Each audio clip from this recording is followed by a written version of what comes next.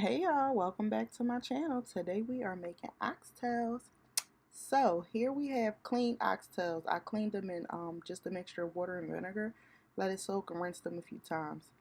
So we just have basic seasonings, just some Lawry's. And since this is a thick cut of meat, you want to be very generous with the seasoning. So we got our onion powder. And then next we're going to use some garlic powder. Now with these oxtails, I like to make sure I get good in there, and then I'll probably season some more throughout the end, but you know, you have to eyeball it. Next, use any kind of black pepper you want. As long as it's some kind of pepper, you need it.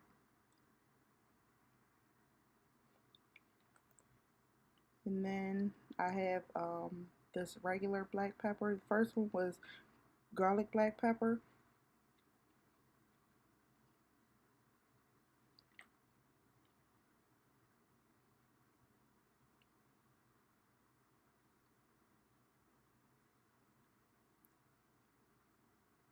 And then next, we're going to add a little bit of thyme.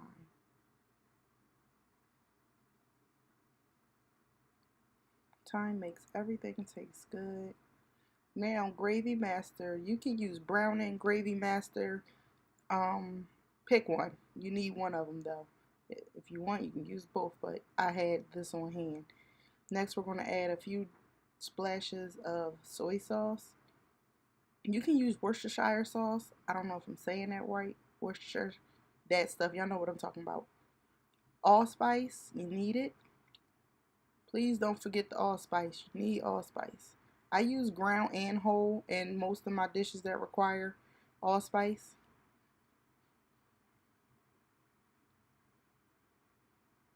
And then for my secret ingredient, y'all get y'all some Better Than Bouillon.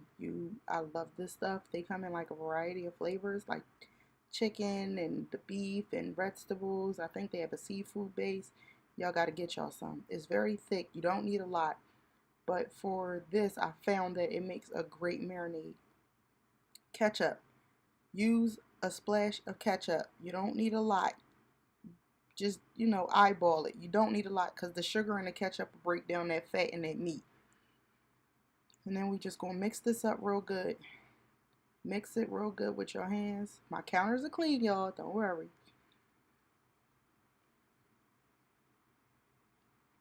And after you get this mixed up, you have to let this baby marinate.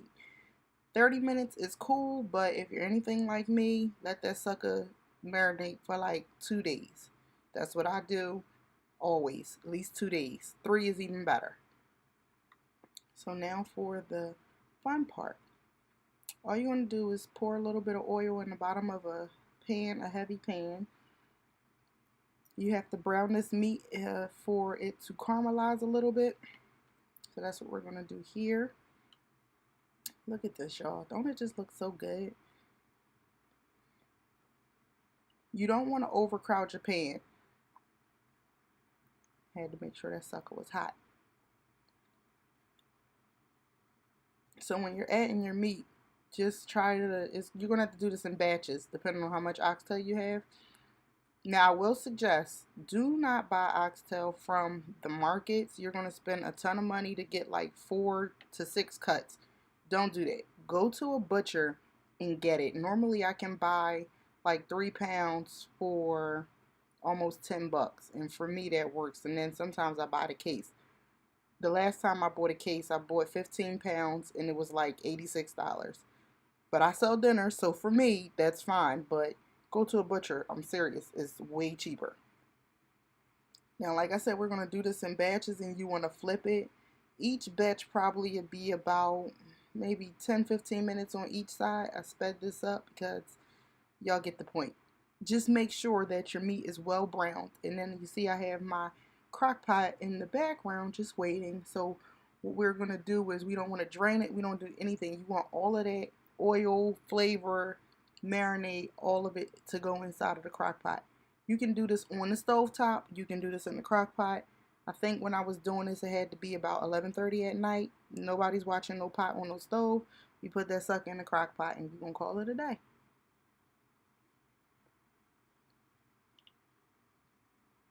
Now, just be sure to get all of your pieces nice and brown.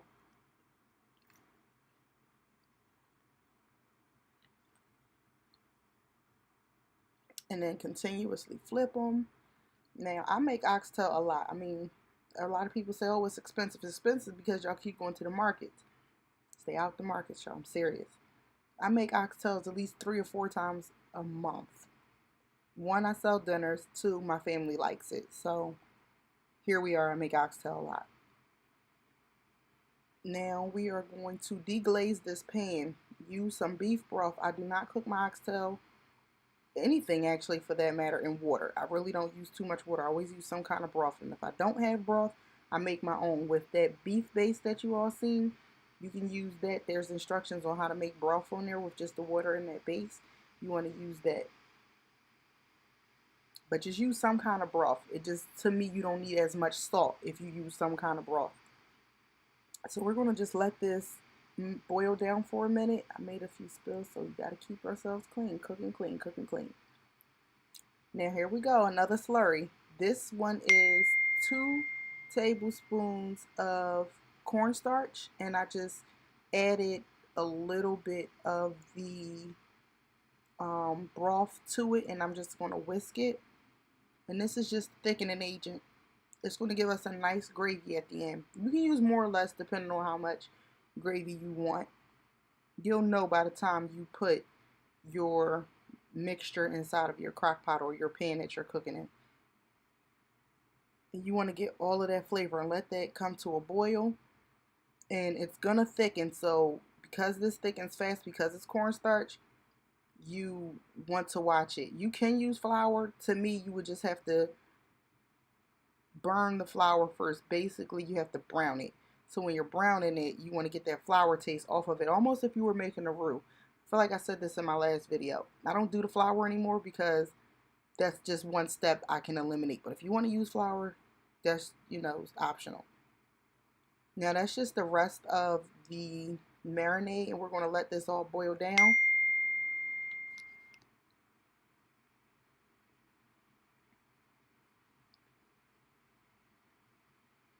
Now we're going to add a little bit more butter than bouillon because I did marinate the meat first, but we want our gravy to be nice and rich. And guess what? If you add too much salt, you can always pour water in behind it. But typically, I'm right on the money with my seasonings because I do this often enough. Kind of know where I need to be. But that was about another teaspoon of the better than bouillon. So we're just going to keep stirring this and then let it boil down. And you'll see over time it starts to thicken up, and then the color will get a little bit darker. That's what we want. Y'all see how that stuff is just boiling up? I love it. Your house will smell so like heavenly when you make your own gravy. Gravy is so easy to me now. I can remember when I could not make gravy, y'all. I got it now. So after this is thickened up, we are going to transfer this into our crock pot. Now, y'all, that's my bad. Please add onions and green peppers and all of that good stuff. I was rushing and completely forgot, but this is the time you would add that as well.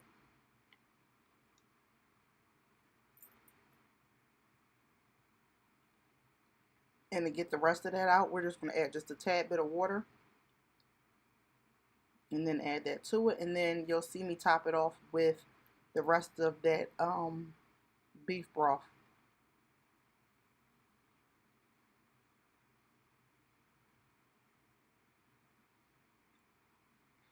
That beef broth makes everything taste so good, y'all. Trust me. And if it was chicken, I would be using chicken broth. If I'm doing like a veggie dish, I'll use all veggies and veggie broth. Pick something. I just do not like to cook in water.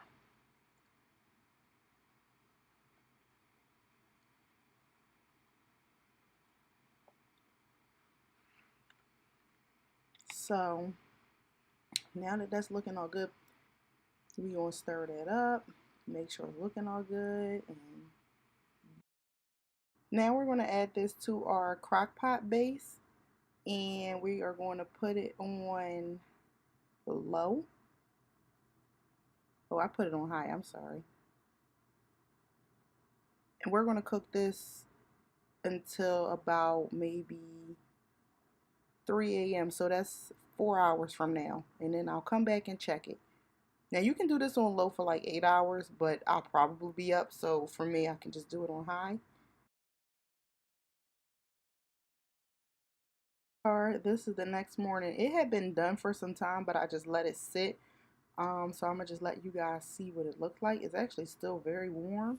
So I'm gonna go ahead and give it a try now. Y'all, look how delicious that looks. I'm so sorry I actually missed and forgot to put my onions and peppers in there, but it's still gonna be good. Y'all don't forget, don't be like me. Be better than me. Go ahead, put your onions and peppers in there. Look at that, y'all. The meat falls right off the bone. It's so tender.